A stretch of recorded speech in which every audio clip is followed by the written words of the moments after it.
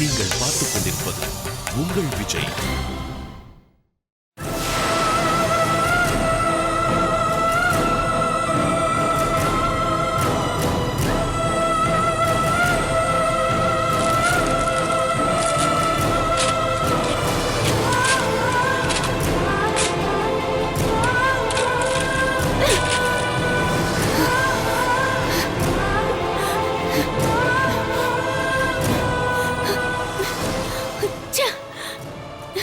தினேஷ் ஏன் இப்படி பண்றான்? நான் தான் சொன்னேனே சமாளிக்கிறேன், வெயிட் பண்ணேன்னு. அதுக்குள்ள இப்படி பண்ணிட்டான். நான் பேசியே ஆகணும்.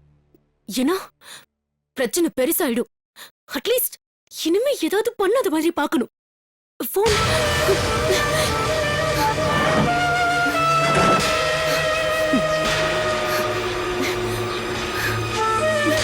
Sorry, the mobile you are calling is currently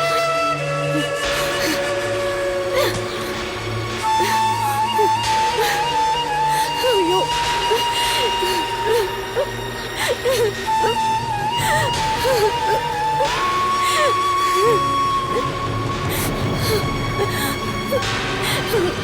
please Dinesh, போனை ஸ்விட்ச் ஆன் பண்ணு ப்ளீஸ்.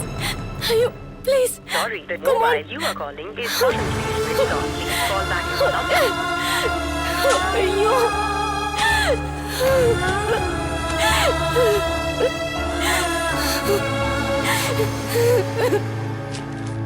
கிளம்புறேன் சார். ஓகேம்மா.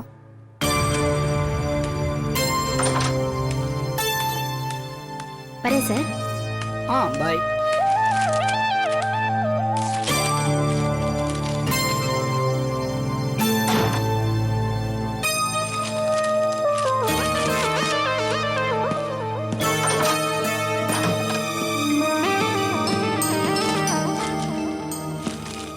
சார் லைட்ஸ் அந்த லைட்ல ஆஃப் பண்ணிக்கங்க. Okay sir.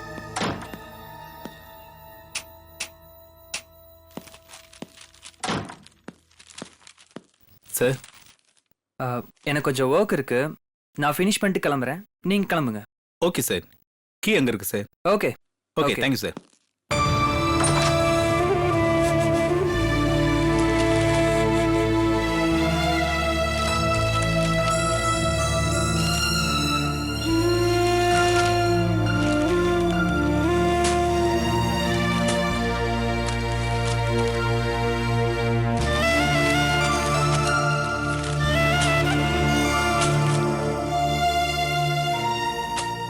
Rajan company file எங்க போச்சு?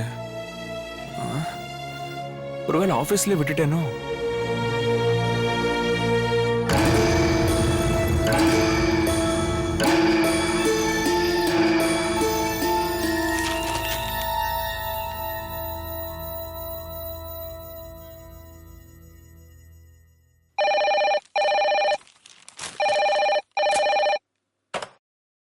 ஹலோ.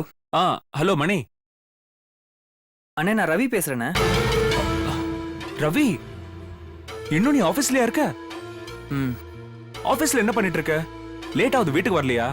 அண்ணே, நான் உங்ககிட்ட சொன்னேன்ல ஓவர் டைமா வேலை பார்க்க போறேன்னு. உங்களை மாதிரி நானும் எக்ஸ்ட்ரா வேலை செஞ்சாதான் கம்பெனி growth நல்லா இருக்கும். அப்பதான் எனக்கும் பொறுப்பு வரும்ல. Keep it up.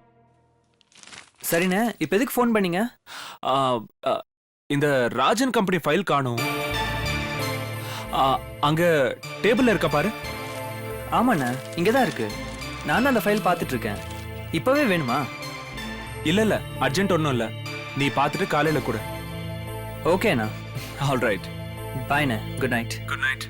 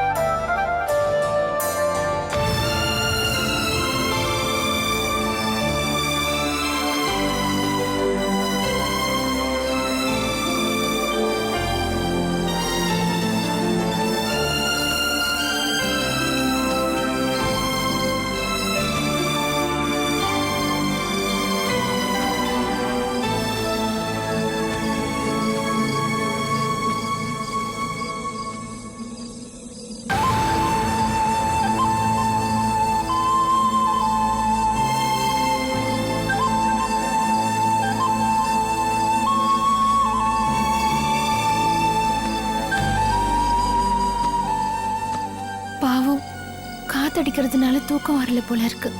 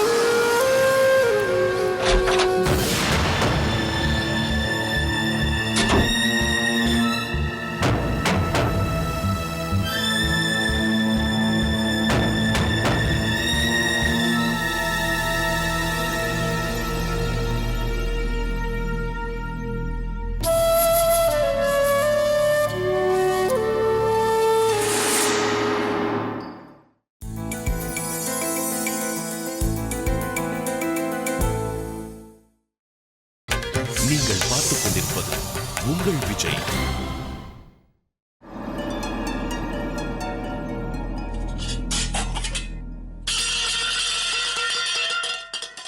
என்ன பண்ணிட்டு இருக்கீங்க? சாரி அண்ணி, எடுக்கும்போது தெரியாம கீழே விழுந்துருச்சு. பரவாயில்ல, நான் எடுத்து வச்சுக்கிறேன். ஆமா, எதுக்கு இந்த நேரத்துல கிச்சனுக்கு வந்தீங்க? தண்ணி குடிக்கலான்னு வந்தேன். அப்படியே பசிச்சது, சரி சாப்பிடதா இருக்கான்னு பார்க்கலான்னு பார்க்கறதுக்குள்ள நீங்க வந்துட்டீங்க. ஆ, அதுக்கு வீட்ல யார்கிட்டயாவது கேட்கலாம்ல. ரொம்ப லேட் ஆயிடுச்சு அண்ணி. இதுக்கு மேல இந்த நேரத்துல எல்லாரும் ஏன் டிஸ்டர்ப் பண்ணதா நானே வந்துட்டேன் அண்ணி. ஆ, அக்கா கிட்ட சொல்லியிருந்தா அவங்க ரெடி பண்ணி தருவாங்கல்ல. அவ நல்லா தூங்கிட்டு இருந்தா, அவளை எதுக்கு தொந்தரவு பண்ணிக்கிட்டுன்னு அதான் நானே ரெடி பண்ணலான்னு வந்தேன் அண்ணி. சரி, நீங்க ரூமுக்கு போங்க, நான் ரெடி பண்ணி தரேன். அண்ணி நீங்க போய் படுத்துக்கங்க அண்ணி, உங்களுக்கு ஏன் வீண் சிரமம், நான் ரெடி பண்ணிக்கிறேன். ஏ சீதா, இந்த வீட்ல இருக்கிற யாருக்கும் நீ எந்த வேலையும் செய்யக்கூடாது, புரிஞ்சுதா?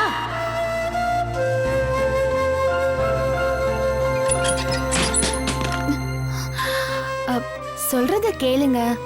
நீங்க போய் டேபிள்ல உட்காருங்க, நான் ரெடி பண்ணி தரேன். இல்ல அண்ணி, இங்கேயே ரெடி பண்ணி நான் இங்கேயே சாப்பிடுறேன். அப்புறம் அங்க வேற க்ளீன் பண்ணணும். பரவாயில்ல, எதுவா இருந்தாலும் நான் பாத்துக்கிறேன். முதல்ல போய் நீங்க உட்காருங்க. இல்லன்னா இங்க உட்காருங்க. உட்காருங்க. சரி.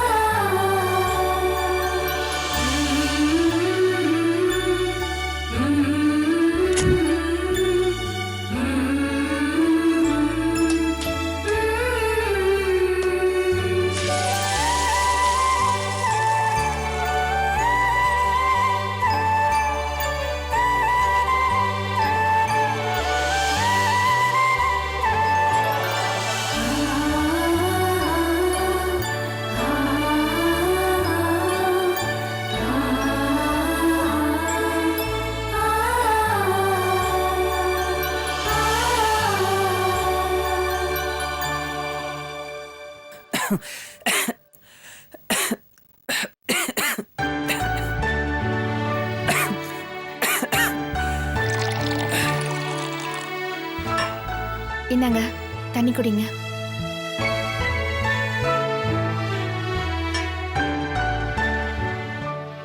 ரொம்ப தேங்க்ஸ் அண்ணி. உங்களுக்கு ரொம்ப தொந்தரவு கொடுத்துட்டேன். இதுல தொந்தரவுக்கு என்ன இருக்கு? நீங்க பசியோட காத்திருந்ததே பெரிய விஷயம். இருங்க, இன்னொன்னு போட்டு தரேன். அண்ணி, சமையல் சூப்பர் அண்ணி. அதுவும் சப்பாத்தியும் இந்த குருமா காம்பினேஷன், அடடா சூப்பர். சரி சரி, பேச்சை குறைச்சிட்டு வயிறு நிறைய சாப்பிடுங்க. ம், இந்தாங்க. அண்ணி அண்ணி போதும் அண்ணி, வயிறு ஃபுல் ஆயிடுச்சு. அதெல்லாம் பேசக்கூடாது, சாப்பிடுங்க. ம், அண்ணி, நீங்க ரொம்ப வருஷத்துக்கு எங்க அண்ணன் கூட சந்தோஷமா சேர்ந்து வாழணும் அண்ணி.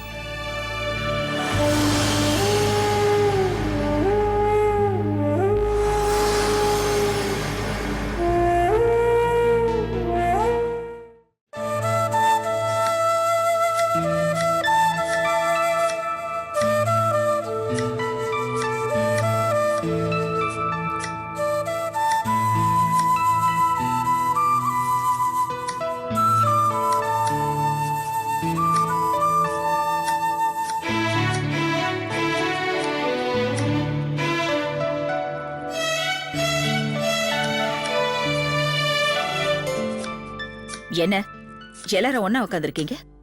சும்மாதான் சித்ரா, எல்லாரும் உக்காந்து பேசிக்கிட்டே வேலை செஞ்சிட்டு இருக்கோம். ஓஹோ அப்படியா?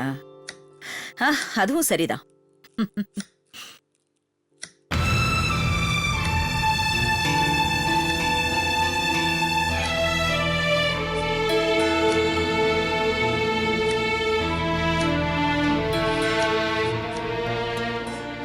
ஏ பிரியா, என்ன பண்ணிட்டு இருக்க? அவருக்கா வெட்டிட்டு இருக்க அத்தை? அது கூட எப்படி?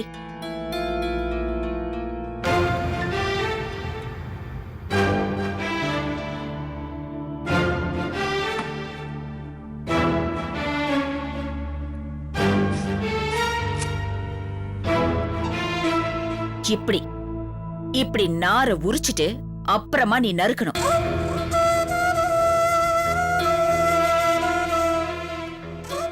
இந்தா,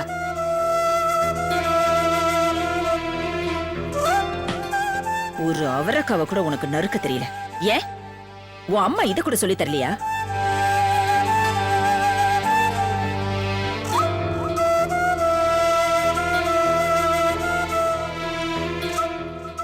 ரொம்ப தேங்க்ஸ் சீதா. நேத்து ராத்திரி பசியோட வந்த ரவிக்கு சுட சுட சாப்பாடு பண்ணி கொடுத்தியாமே, உன்னை பத்தி தான் ரொம்ப பெருமையா பேசிக்கிட்டு இருக்கான். ஏன் பிரியா, ரவி சாப்பிடுறதுக்கு கூட உன்னால ரெடி பண்ணி தர முடியலையா?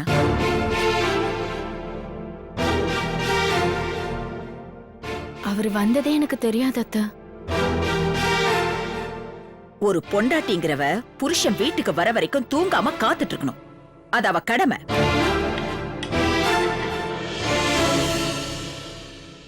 இல்லனா அட்லீஸ்ட் குறைஞ்சபட்சம் ரவிக்கு டைனிங் டேபிள்லயாவது சாப்பாட்டை எடுத்து வச்சுட்டு அதுக்கப்புறம் நீ தூங்கி இருக்கணும்.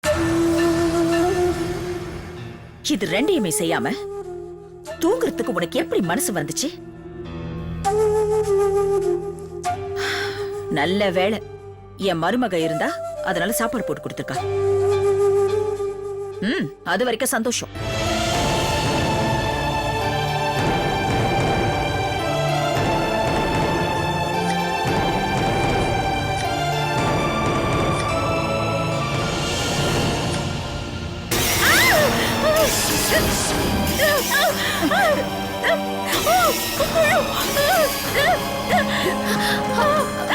என்னாச்சுமா?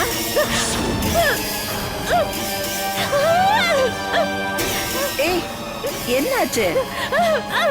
ஏ பிரியா, எதுக்காக இப்படி சத்தம் போடுற?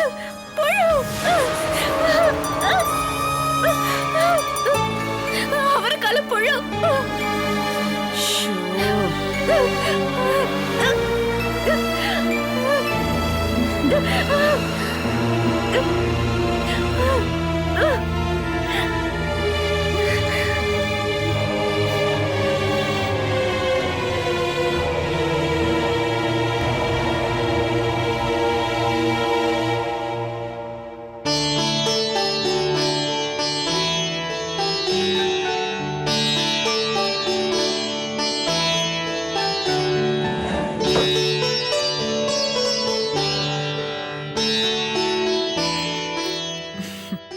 ஏன் பிரியா, ஒரு புழு இருந்ததுக்காகவா இப்படி கத்துன?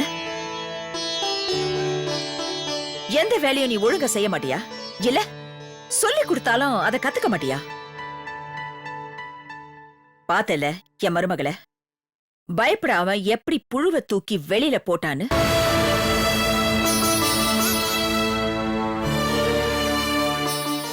என் மருமகளை பார்த்து கொஞ்சமாவது நீ கத்துக்க.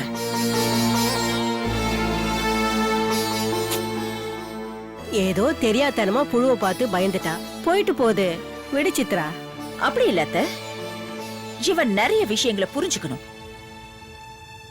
பிரியா, உனக்கு சுமித்ராங்கிற ஒரு அத்தை கிடைச்சது உன் அதிர்ஷ்டம். அவங்களுக்கு ரொம்ப சாந்தமான குணம், என்ன பண்ணாலும் மன்னிச்சிடுவாங்க. ஆனா நான் அப்படி இல்ல. அவங்க இடத்துல நான் இருந்த என்னோட ட்ரீட்மெண்ட்டே வேற மாதிரி இருக்கும். சித்ரா, உலகத்துல பிறக்கிறப்போ எல்லாருமே கத்துக்கிட்டா பிறக்கிறோம். போக போக அனுபவத்துல எல்லாத்தையும் கத்துப்பாங்க. காலப்போக்குல பிரியாவும் எல்லாத்தையும் கத்துப்பா. அவ செய்யற சின்ன சின்ன தப்பெல்லாம் பெருசுப்படுத்தாத. அது எனக்கும் தெரியும் சுமித்ரா. சக்கரவர்த்தி குடும்பத்து மருமகனா எல்லாரும் மதிக்கிற மாதிரி நடந்துக்கணும்.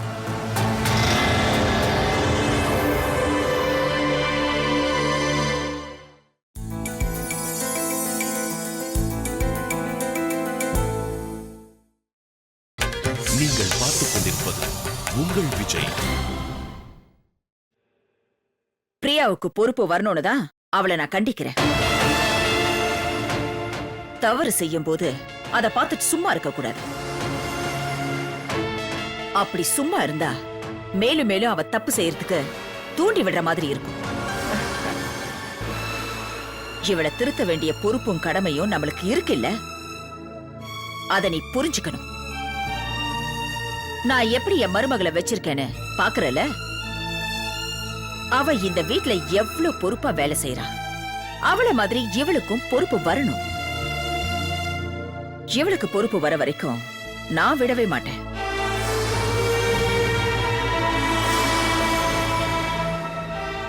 ஏன்னா இந்த சக்கரவர்த்தி குடும்பத்துல நானும் ஒரு அங்கம். ஏய்,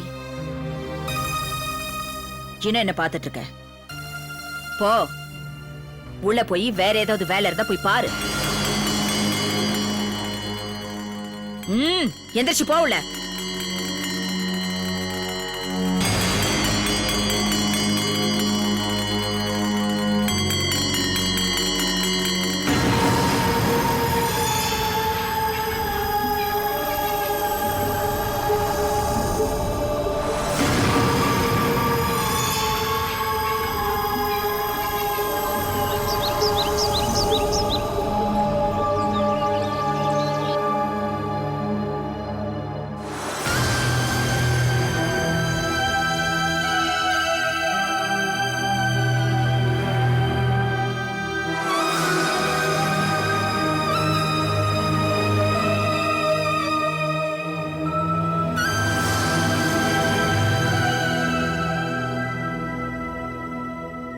ஹலோ அம்மா.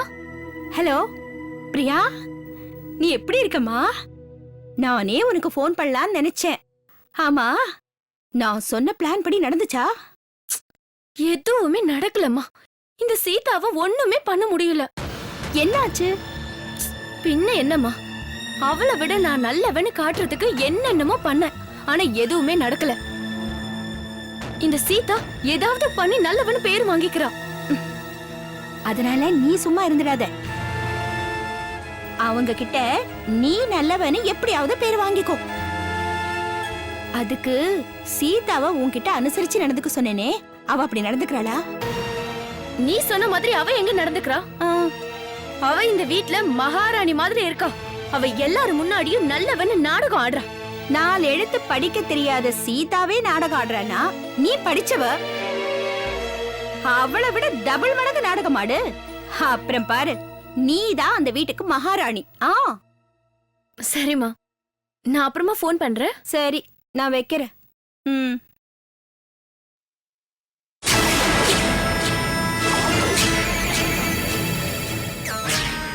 என்ன பண்ற? நான் என்ன பண்ணேன்? கல்யாணம் பண்ணி புருஷன் வீட்டுக்கு அனுப்புன ஒரு பொண்ணுகிட்ட ஒரு அம்மாங்கிறவ என்ன புத்திமதி சொல்லணும்? அதை விட்டுட்டு அங்க புருஷன் கிட்ட அன்பா நடந்துக்கிறியா? மாமனார் கிட்ட, மாமியார் கிட்ட, மத்த எல்லார்கிட்டயும் பாசமா நடந்துக்கிறியா? அப்படி இல்ல சொல்லி தந்திருக்கணும். அதை விட்டுட்டு யாரை எப்படி அழிக்கிறது, யாரை எப்படி கெடுக்கிறது, யாரை எப்படி மோசம் பண்றது, இதையா கத்து கொடுப்ப? இதெல்லாம் உனக்கு தப்பா தெரியல? நான் அந்த வீட்டுக்கு என் மகளை கல்யாணம் பண்ணி கொடுத்தது சீதாவும் பிரியாவும் சேர்ந்து வாழறதுக்காக இல்ல. பிரியா இந்த வீட்ல அனுபவிக்காததெல்லாம் அந்த வீட்ல அனுபவிக்கணும், அதுக்காகத்தான் அனுப்புறேன். அதெல்லாம் நடக்கணும்னா நான் சொல்லித்தான் கொடுக்கணும். இத பாரு பானு, அந்த வீட்டுல சீதாவுக்கு ஏதாவது பிரச்சனைன்னா அதுக்கு முழுக்க முழுக்க காரணம் நீதான்.